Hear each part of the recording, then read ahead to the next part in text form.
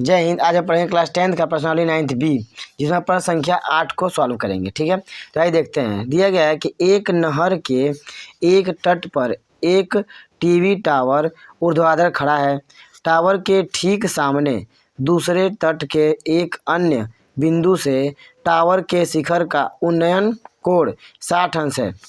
इसी तट पर इस बिंदु से 20 मीटर दूर और इस बिंदु को मीनार के पाद से मिलाने वाली रेखा पर स्थित एक अन्य बिंदु से टावर के शिखर का उन्नयन कोण 30 अंश है। टावर की ऊंचाई और नहर की चौड़ाई ज्ञात कीजिए। ठीक है, तो इस प्रश्न में पहले हमको चित्र बनाना होगा। तो चित्र में ज़्यादा सोचना नहीं है, क्योंकि चित्र प्रश्न में दिया हुआ है पहले से। ठीक है, तो आइए देखा जाए कैसे सॉल्व करेंगे। तो चित्र दिया गया है कि इस प्रकार का चित्र दिया है।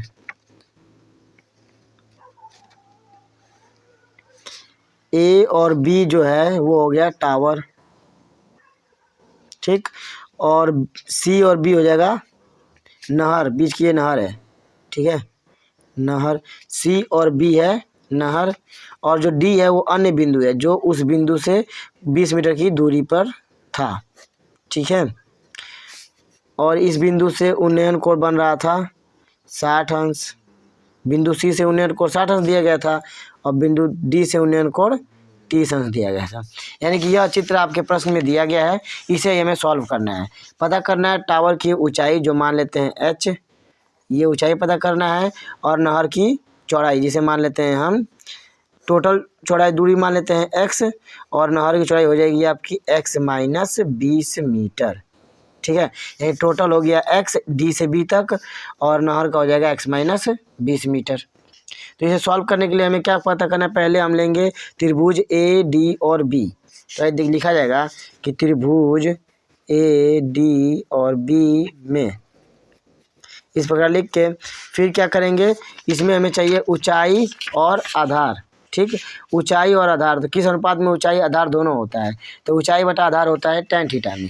इसके लिए हम सॉल्व करेंगे tan 30 अंश बराबर ऊंचाई h बटे में आधार पूरा टोटल x, क्योंकि इस चित्र में क्या है, ये जो पूरा दूरी है यही है x, यहाँ से लेके db जो है पूरा क्या है x है, इसीलिए हो गया आधार x।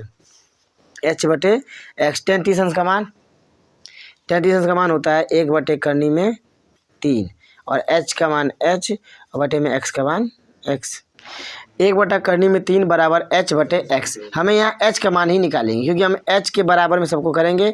h किस लिए, तो ये ध्यान दीजिएगा, जो h हम पता करेंगे वो ऊंचाई होगी, और ऊंचाई हम इस चित्र से a d b से भी पता करेंगे और a c b से भी पता करेंगे ऊंचाई। क्यों, क्योंकि दोनों की ऊंचाई बराबर है। तो बाद में हम दोनों समीकरण को बराबर करके सॉल्व कर लेंगे। ठीक है, तो यहाँ से हम पता करेंगे h इक्वल टू, यहाँ x भाग दे रहा है यानी कि नीचे बटे में है, ले जाएगा तो गुणा होगा, तो हो जाएगा इसका क्रॉस मल्टीप्लाई। h बराबर हो जाएगा x बटे करनी में 3, तो इसे लिख देते हैं समीकरण 1।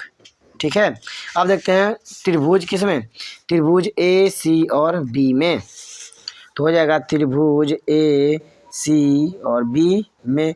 इसमें क्या करेंगे, इसमें भी हमें देखना है ऊंचाई h पता करना है, और आधार जो नहर की चौड़ाई है इसे, तो इसमें भी हम लेंगे ऊंचाई बटे आधार। तो हो जाएगा tan 60 अंश बराबर ऊंचाई h बटे आधार सी बी। ठीक है, tan ही क्यों लिए, क्योंकि ऊंचाई और आधार का अनुपात tan थीटा होता है। tan 60 अंश का मान होता है √3, यानी करनी में 3 बराबर h बटे सी बी का मान है x - 20 मीटर। ठीक, अब क्या करेंगे, यहाँ पे हमें h का मान निकालना है। तो h बराबर हो जाएगा, ये जो यहाँ भाग दे जाएगा गुणा होगा, h बराबर x - 20 गुणे करनी में 3, यहाँ से h का मान आ गया यह। ठीक, समीकरण 2। तो हम करेंगे समीकरण 1 और समीकरण 2 से एक पक्ष बराबर, यानी बायां पक्ष बराबर है तो दायां पक्ष भी बराबर होगा, यानी समीकरण 1 व 2 से लिखकर फिर क्या किया जाएगा, इसे लिखेंगे x बटे करनी में 3 बराबर x - 20 करनी में 3। ठीक है, अब इस करनी में 3 यहाँ से भाग दे रहा है x में, इधर जाएगा तो गुणा होगा, तो इसको पक्षांतर करेंगे। x बराबर x - 20 करनी में 3 गुणे करनी में 3, तो इन दोनों गुणा होकर ये बन जाएगा 3। करनी में 3 गुणे करनी में 3, करनी में 9, और करनी में 9 का मान होता है 3।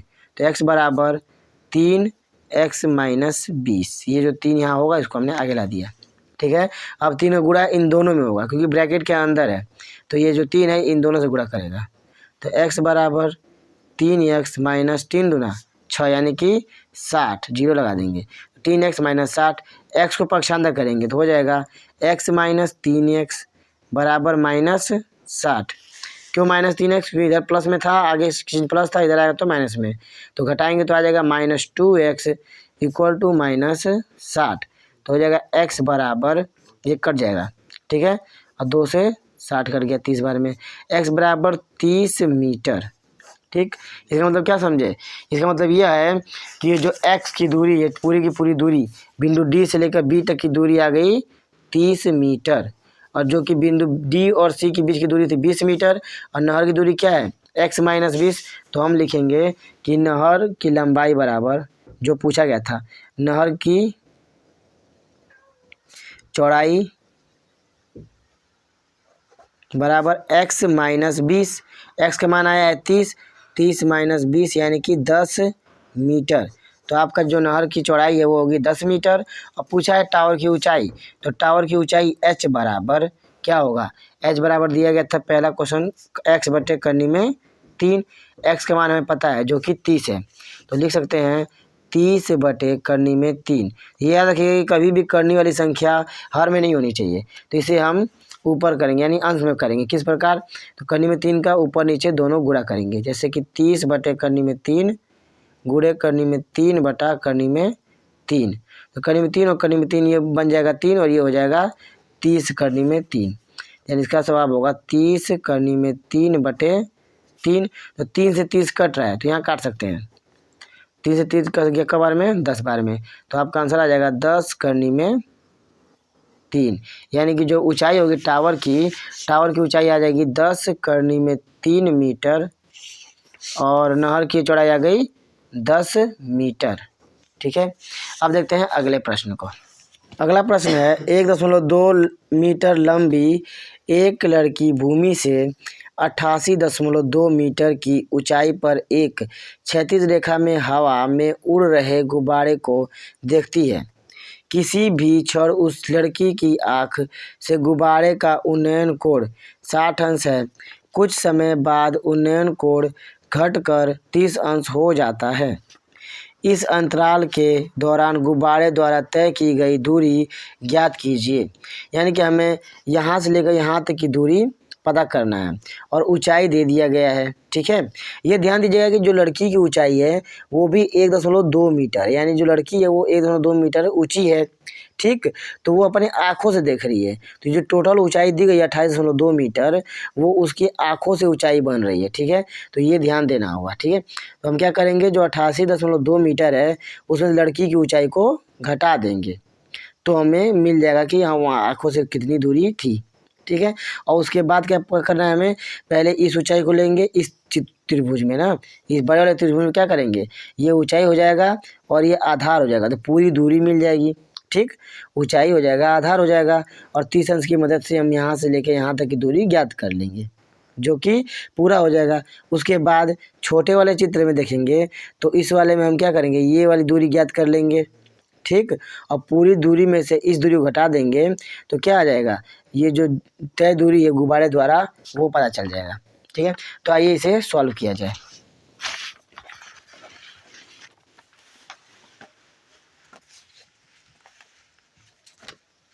तो प्रश्न में क्या दिया गया है कि सबसे पहले हम देखते हैं त्रिभुज ADB या फिर DAB, ये कुछ भी कह सकते हैं। तो हम देखते हैं त्रिभुज DA और B में, तो क्या लिखा जाएगा, त्रिभुज DAB में।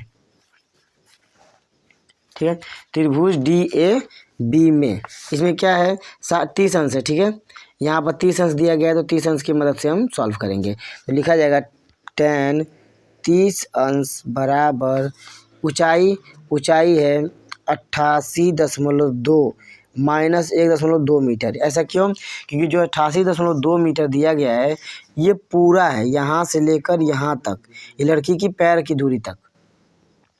मगर लड़की अपनी आँखों से देख रही है, तो ये दूरी जो है ये दूरी एक्स्ट्रा दे दी गई है, तो हमें ये दूरी नहीं लेना है, हमें सिर्फ इतना ही लेना है। तो इतना तो ऊंचाई क्या हो जाएगी, 1.2 घटा देंगे, ठीक है। तो ये हो जाएगा ऊंचाई और आधार हो जाएगा x, पूरी की पूरी ये दूरी, आधार x हो गया, ठीक है। 33 अंश का मान 1/3 बराबर 88.2 में से 1.2 जाएगा तो आ जाएगा 87/x। तो x यानी दूरी हो जाएगा, क्रॉस मल्टीप्लाई कर दीजिए तो हो जाएगा x बराबर 87/3 मीटर, ठीक। इसका मतलब कि आपका पूरा दूरी आ गया, जो a है b, ए से लेकर बी तक की पूरी दूरी आ गई x मीटर, जो कि 87/3 मीटर है। अब देखते हैं त्रिभुज ई ए और सी में, यानी कि इस वाले त्रिभुज में, ठीक। इस त्रिभुज में देखेंगे, इसमें भी ऊंचाई h ही है, क्योंकि जो उड़ रहा था, क्या चीज़, गुब्बारा जो उड़ रहा है उसकी ऊंचाई यहाँ पर भी उतनी है और यहाँ पर भी उतनी ही दी गई है, ठीक है। तो यानी कि यहाँ पे भी ऊंचाई हम रखेंगे 87, तो हो जाएगा tan 60 अंश बराबर 87, मतलब ऊंचाई 87 बटे में आधार क्या, आधार हमें नहीं पता, तो आधार लिख सकते हैं x माइनस, तो आधार लिख सकते हैं AC, ठीक है। आधार अभी लिखिए AC, तो आधार AC हो गया। तो यहाँ लिखिए tan 60 अंश का मान होता है करनी में 3, ठीक है। tan 60 अंश का मान करनी में 3 बराबर 87 बटे में AC, तो AC बराबर क्या हो जाएगा, यहाँ देखिए हो जाएगा AC बराबर 3 बराबर 87 बटा AC आ रहा है, यानी 87 में AC भाग दे रहा है, तो AC को इधर ले जाएंगे तो गुणा होगा, तो हो जाएगा करनी में 3 AC बराबर 87। अब जो करनी में 3 गुणा कर रहा है AC में, ये इधर आएगा भाग देगा, तो हो जाएगा AC बराबर 87 बटे करनी में 3, यानी ये जो दूरी आ गई AC बीच की, ये आ गई 87 बटा करनी में 3।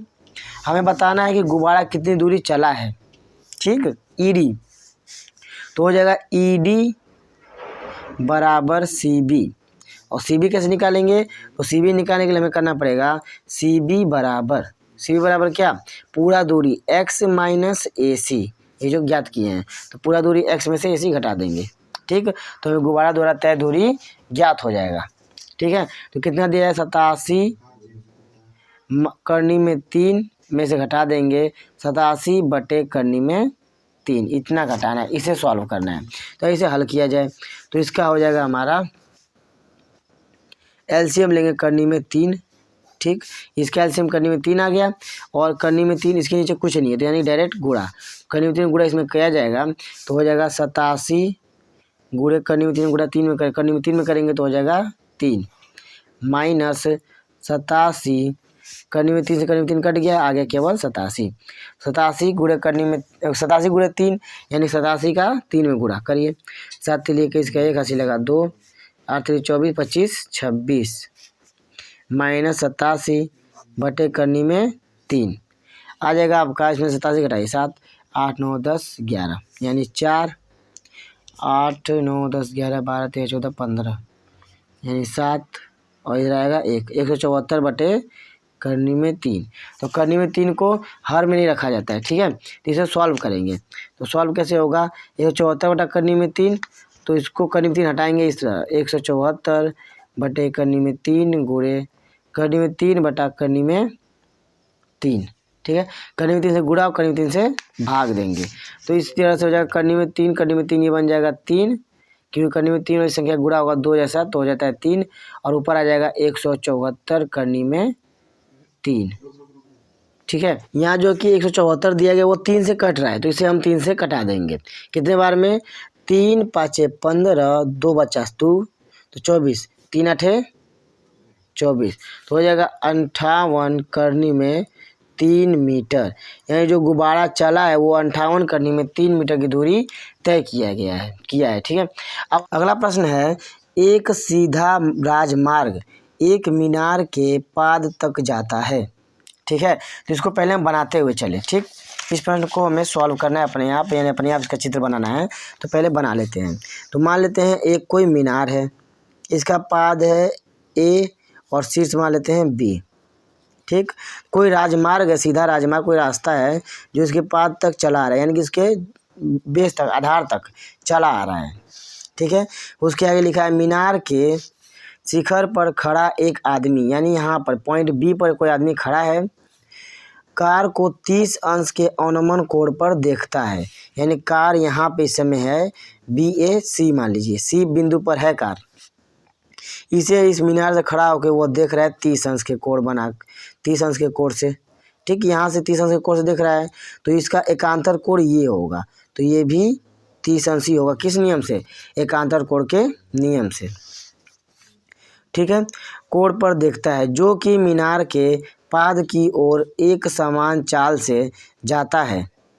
ठीक, यहाँ से यहाँ तक एक समान चाल से जाता है, और एक समान चाल जाता है 6 सेकेंड बाद, यानी कुछ दूरी चला, 6 सेकेंड बाद वो आ गया C से D पर। ठीक, यानी C से D पे आ गया कितने सेकेंड बाद? 6 सेकेंड बाद C से आ गया D पर। अवनमन कोण 60 अंश हो गया, यानी यहाँ से जो अब अवनमन कोण अब देख रहा है वो व्यक्ति, तो अब उसका अवनमन कोण कितने अंश का है? 60 अंश का। ठीक, तो 60 अंश का अवनमन कोण है, तो इस अवनमन कोण का एकांतर कोण हो जाएगा ये भी 60 अंश।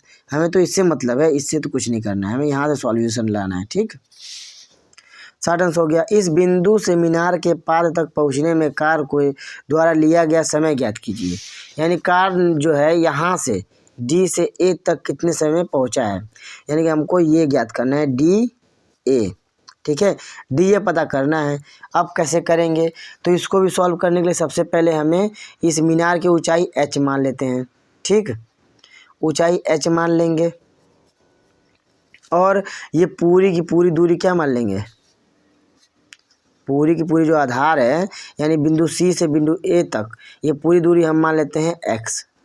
ये से मान लो पूरी दूरी x, या फिर DA को मान लेते हैं x, जो हमें बताना है। ठीक है, तो ये पूरी दूरी को तय करने में मान लिए x मिनट x सेकेंड लगा।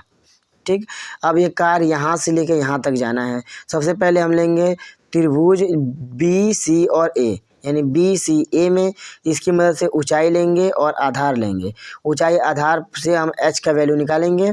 ठीक, और फिर ये चित्र लेंगे BDA को, इससे भी h का मान निकालेंगे। ठीक है, क्या ये सॉल्व किया जाए? सबसे पहले लिखेंगे त्रिभुज BCA में, तो देखा जाए त्रिभुज BCA में। ठीक, त्रिभुज BCA में क्या करेंगे? tan 30 अंश BCA में जो है क्या अंश है? tan 30 अंश लेंगे ना, tan 30 अंश बराबर h बटे आधार कितना है? पूरा। इस त्रिभुज इतना बड़ा है, तो ये पूरा ऊंचाई हो गया h, तो ये आधार पूरा लेंगे, जो इसे हम माने हैं x या फिर CA, तो लिख देते हैं x। हमें h का मान पता करना है, यह ध्यान दीजिएगा। h का मान क्यों? क्योंकि इस त्रिभुज में और इस त्रिभुज में कोई एक जो भुजा है वो कॉमन है। वो कौन सी भुजा कॉमन है? h, ऊंचाई कॉमन है ना, तो यही ध्यान देना चाहिए। ठीक है, जब कोई भी सवाल सॉल्व करेंगे ऊंचाई दूरी का, तो जब डबल त्रिभुज बने तो जो भुजा कॉमन दिखेगी उसी को 2 बार ज्ञात करेंगे। ठीक है, तो h कॉमन है, h को पता करेंगे। tan 30 अंश का मान 1/3 बराबर h बटे x। अब देखिए क्रॉस मल्टीप्लाई कर दीजिए, तो हो जाएगा x बराबर करनी में 3h, मगर यहाँ h का मान पता करना है ना, तो हमें करनी में 3 को पक्षांतर करना होगा। तो यहाँ करनी में 3 गुणा हो रहा है, इधर जाकर तो भाग होगा, तो हो जाएगा h बराबर x बटे करनी में 3। तो इस त्रिभुज से हमने h का मान ज्ञात कर लिया। अब देखते हैं त्रिभुज BDA में। ठीक है, तो लिखा जाए त्रिभुज BDA में। ठीक है, इसमें कौन कितने अंश है? 60 अंश, तो इसमें लिया जाएगा tan 60 अंश। इसमें क्यों tan 60 अंश और इसमें भी tan? कहेंगे इसमें भी tan ले रहे हैं, इसमें भी tan, क्यों tan ही लिया जा रहा है? क्योंकि tan इसलिए कि tan का मान क्या होता है? लंब बटे आधार, तो क्योंकि इसमें लंब और आधार का अनुपात से हमें सॉल्व करना है, इसे tan 60 अंश लिया गया है। ठीक है, अगर आधार कड़ होगा तो लेंगे कौन सा? अगर आधार कर दिया हो तो cos थीटा लेंगे, और sin थीटा कब लेंगे? जब ऊंचाई और कर दिया हो, यानी कि लंब और कर दे तो वो लेंगे sin थीटा। तो लिया है 10 60 अंश बराबर ऊंचाई h बटे में d और a DA ठीक है। 10 60 अंश का मान होता है करनी में 3 बराबर h बटे DA को लिख सकते हैं x माइनस 6 सेकेंड। जो समय है टोटल चलने में 1 सेकेंड लग रहा है और इतना 6 सेकेंड चल दिया तो 6 सेकेंड घटा देंगे x माइनस 6 सेकेंड। तो DA का दूरी हो जाएगा क्या x माइनस 6 सेकेंड। अब इसको पक्षांतर करेंगे। यहाँ पे क्या कर रहे हैं भाग, यहाँ जाएगा तो गुणा हो जाएगा तो हो जाएगा h बराबर करनी में 3 गुणे x माइनस 6 यानी कि दोनों को गुणा करना है इसलिए ब्रैकेट में रखकर। तो एक समीकरण ये बन गया यानी h का मान यहाँ से भी आ गया और यहाँ से भी आ गया, दोनों का दोनों बराबर है। एक पक्ष यानी बायां पक्ष बराबर है तो दायां पक्ष आपस में स्वयं बराबर होता है। ठीक है, तो हम लिख सकते हैं कि x बटे करनी में 3 बराबर करनी में 3 x माइनस 6। अब यहाँ से करनी में 3 को पक्षांतर करेंगे तो हो जाएगा x बराबर करनी में 3 गुणा करनी में 3 में होगा तो हो जाएगा 3 x माइनस 6। क्यों, यहाँ से भाग दे रहे थे जाएगा गुणा होगा और करनी में 3 में गुणा करनी में 3 में होगा तो करनी में 9 आएगा और करनी में 9 का मान 3। अब 3 गुणा इन दोनों में करेंगे तो x बराबर 3x माइनस 36 18। ठीक, अब यहाँ से 3x पक्षांतर कर लीजिए तो हो जाएगा x माइनस 3x बराबर माइनस 18। ठीक, यहाँ से घटेगा तो माइनस 2x बराबर माइनस 18। तो आंसर आ जाएगा माइनस से माइनस कट गया 2 से 18 कट गया तो x बराबर 9 सेकेंड। यानी कि टोटल जो समय लग रहा है वो लग रहा है आपका यहाँ से लेकर यहाँ तक टोटल x जो है वो आ गया 9 सेकेंड। और हमें बताना है कि 6 सेकेंड चल चुका है और कितने सेकेंड में आधार तक पहुँच जाएगा। तो 6 सेकेंड चल चुका है, आधार तक पहुँचने में उसे लगेगा x माइनस 6 सेकेंड। ठीक है, DA बराबर x माइनस 6 सेकेंड। तो यहाँ पे आ जाएगा x का वैल्यू 9 माइनस 6 यानी कि 3 सेकेंड। ठीक, तो उस जो कार है उसे अभी आधार तक पहुँचने में बिंदु D से बिंदु A तक यानी उस मीनार के आधार तक पहुँचने में 3 सेकेंड का समय और लगेगा। ठीक है, अगर वीडियो पसंद आए तो लाइक करें और मिलते हैं अगले वीडियो में। जय हिंद।